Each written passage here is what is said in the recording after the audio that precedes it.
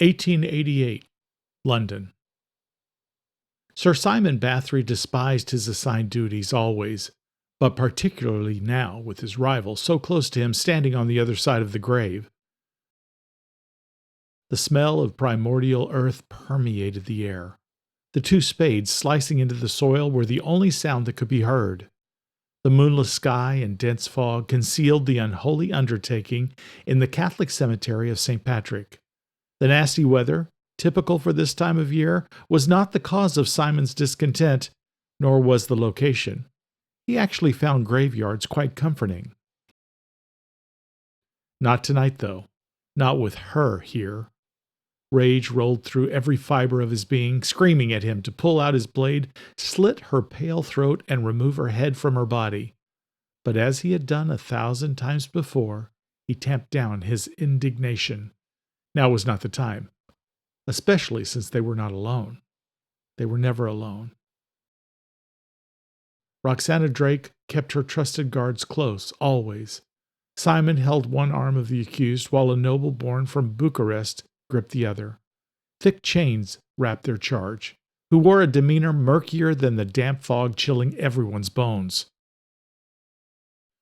The killer was fair-skinned and had oiled his tawny hair close to his scalp.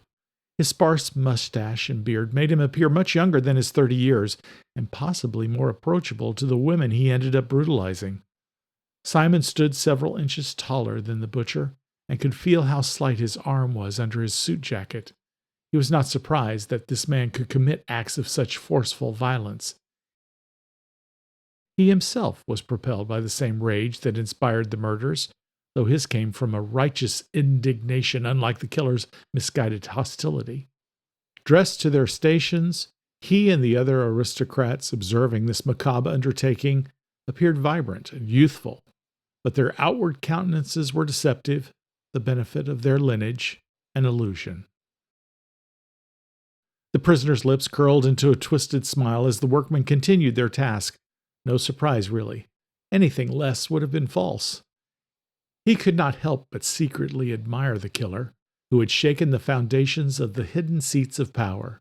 Not long now, until one of the two workmen's spades pierced the wooden coffin of Mary, the name attached to her by the police. Another lie, like so many others. Most in Simon's circle paid no attention to the bloody happenings in the poorest district in London. Dead harlots fell far below their status, but his most fierce adversary, who stood just 2 feet away, realized the significance of the murders. Like him, she knew the very fabric of their secret society hung in the balance. He scanned his enemy, the only woman in the group of elite grave robbers. Roxanna wore her hair down, the dark locks hitting her exposed, pale shoulders. The silk garment, scandalous by London's current standards, clung to her figure. Her feminine perfection enchanted many, both high and low-born alike. The other noblemen's desire for her made them the perfect marionettes, just like the members of the highest council. Her noble lineage gave her title to the most prominent seat at the table of 9, and by pulling the other 8 strings, at the moment all males, gave her even more power. With eyes full of lust, the two workmen stole glances at Roxanna, the promise of 3 shillings each the only thing keeping them to their task. No doubt a small fortune for the degenerates. Her beauty no longer ensnared his heart, and by the look on the accused's face, it clearly had no power over him either, which he found praiseworthy. Still, he knew well not to underestimate Roxanna's talents, or to overestimate his own. Keeping that in mind, had served him quite well over his very long life, but now he sensed his approaching deep slumber with every ache and pain. Sheer will alone kept him vertical these last few years, but his days above were definitely numbered. Everyone ended up in the ground sooner or later, no matter how high the prestige or extreme the stamina. Soon, his son would lay him in the family sanctuary, becoming his only anchor to the world above. His son would assume his bloodline's obligations, and the most important of them was a time-worn vow for revenge. Their family had been wronged. He had been wronged. Duty demanded justice. He hated that the day of retribution would come while he was in the grave. but come it most assuredly would. The sound of metal striking wood shook him from his thoughts. The thinner of the two men in the hole wiped his thick brow. "Me lords, we've hit the poor soul's casket." "Finish it, good sirs." Roxanna's rage was barely concealed under the surface of the facade of kindness she attempted to present. He seemed to be the only one aware of it. Numerous times he had witnessed how astute and ruthless she could be, presenting whatever mask necessary to push her political advantage. She smiled sweetly, turning his direction. "Sir Bathry, would you consider 1 shilling more for each of these gentlemen once the coffin is opened?" He lowered his gaze, which filled him with disgust. Careful of his tone, he answered, "Your will is my duty, your majesty, always." Raising his eyes, he saw her turn her attention back to the grave. The workmen rejoined their assignment with a renewed fervor, shoveling the dirt as fast as humanly possible. Pity none of his kind did such menial enterprises, as the job would have been finished already. The two miscreants finally heaved the box up to the surface. "Open it," Roxanna commanded. The men nodded and lifted the lid. The remains of Mary looked more gruesome than he imagined they would. The killer's crude slicing had devastated the flesh of the young woman. Even so, Simon could see that the bottoms of her feet and the palms of her hands were a pale violet color, identifying Mary's noble bloodline. Unbecoming her position, Roxanna pushed the men out of the way, falling on top of the casket, weeping. Witnessing an honest emotion from her surprised him. She appeared vulnerable. Of course she was not. Wiping her eyes with the red handkerchief she had recovered from the assassin this very evening, Roxanna motioned the executioner holding the weapon forward. She rose and faced the accused.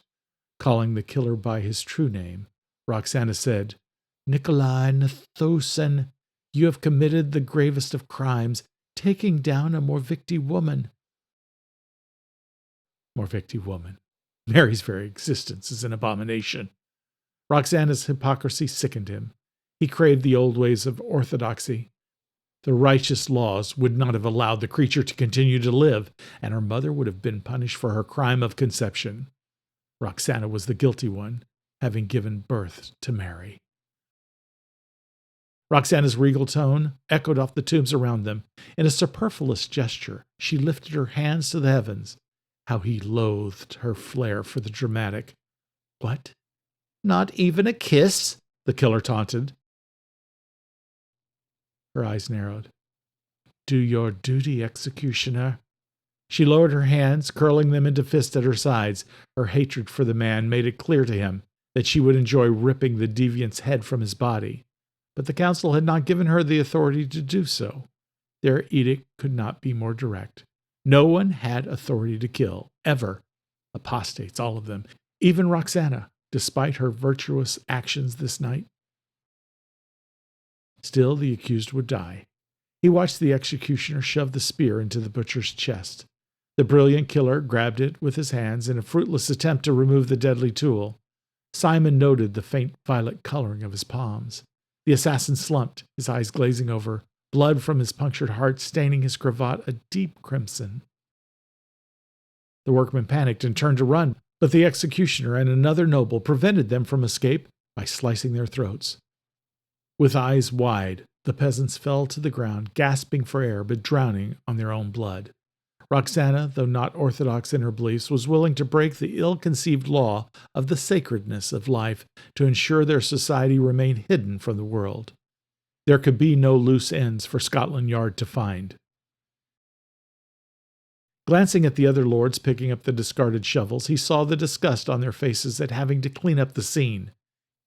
Each of them swore a secret oath to Roxanna to never speak of what transpired here to anyone. Roxanna would fabricate a lie about how she had captured the killer and sent him to the sanctuary of the forgotten. Her power would be strengthened. As he lifted the corpse of the murderer, Simon smiled. The Whore Queen didn't realize that the winds of change were coming. What transpired tonight was the beginning. Though he would not be around to witness the fruition of a lifelong vengeance, it would still be his. The mitochondrial DNA of the Disanova cave finger bone fragment indicates that living in the same society among Homo sapiens 40,000 years ago was a minority of members from a differing subspecies, as yet unidentified by the scientific community. It is likely the evidence that this secret hominid still exists alongside mankind will eventually be found in living subjects who appear fully human in every aspect except for their DNA. These individuals may or may not be aware of their uncommon lineage. Dr. Thomas Wilson, speaking to the Royal Society of London for Improving Natural Knowledge, 14 December. Present, London, 8:31 a.m. Am I dead? Austin McCord had heard the enemy's gunfire. He'd felt the bullet rip through the flesh of his torso and exit out his back. I should be dead. But his heart pounded in his chest like a jackhammer. Dead men didn't have heartbeats. He sucked in a deep breath. What happened to the blood he was choking on just a second ago? He steadied his breathing.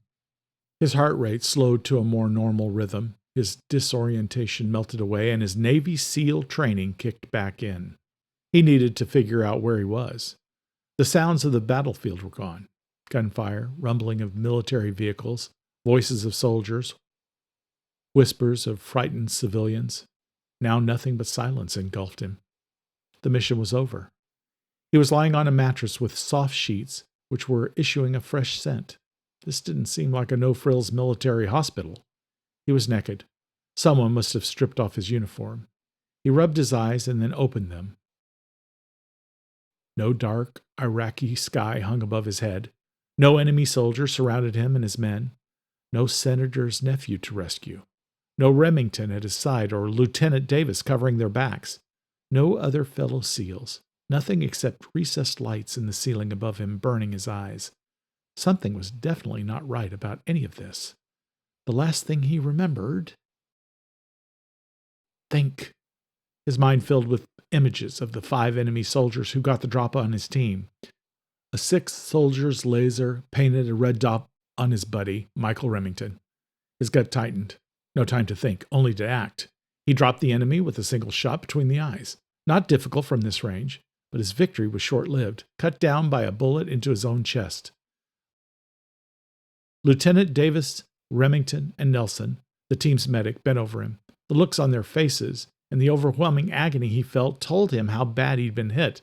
His last thoughts had been about his twin sister, Angelique, was his only living family. Nelson must have saved him. Damn, I owe my life to a Steelers fan? He and Nelson were both passionate about their home teams. Though Nelson didn't appreciate his beloved Cowboys, the man was solid.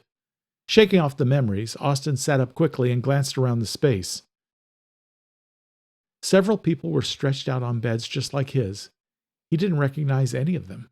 6 men and 7 women. They didn't appear to be Iraqi or military. Had he ended up in a civilian hospital? The walls were a soft blue and dotted with Renaissance paintings set in ornate golden frames.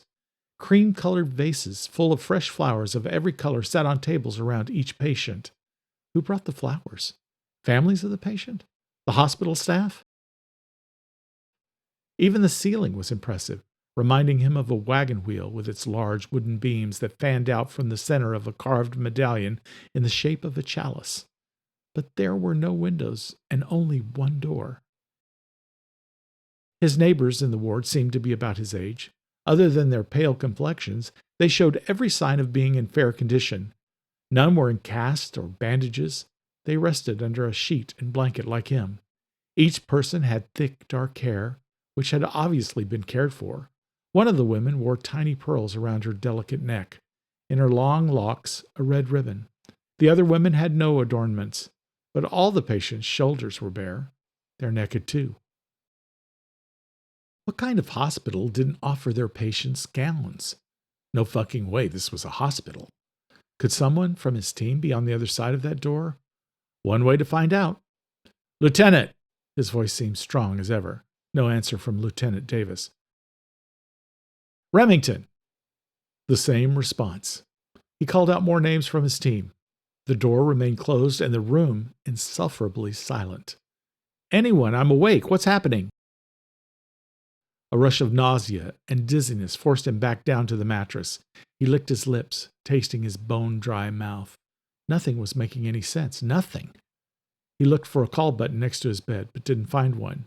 Cameras hung from the ceiling in every corner of the room. Who was watching? Have I been captured by the enemy?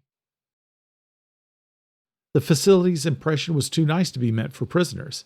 Except for the IV stands and bags hanging next to each of the other patients, or hostages, the room's style reminded him more of a plush hotel or spa than an infirmary. Shouldn't a staff member or guard be arriving to check on him now that he was conscious? Via the cameras, they should have seen him sit up, look around, and call out for his friends. But no one came. He remained alone.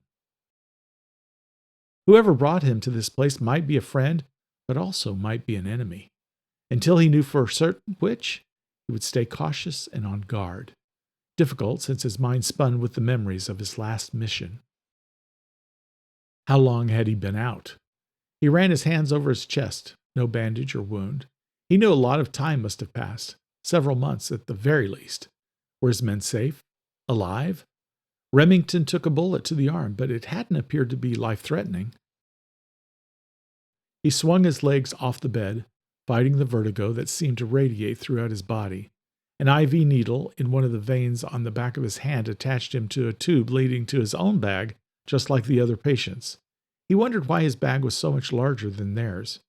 Did it contain medicine? It looked more like blood to him.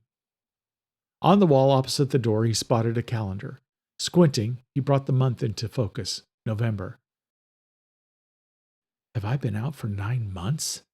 Before he got a chance to process that, the year in the top left corner of the calendar also came into focus, mystifying him even more.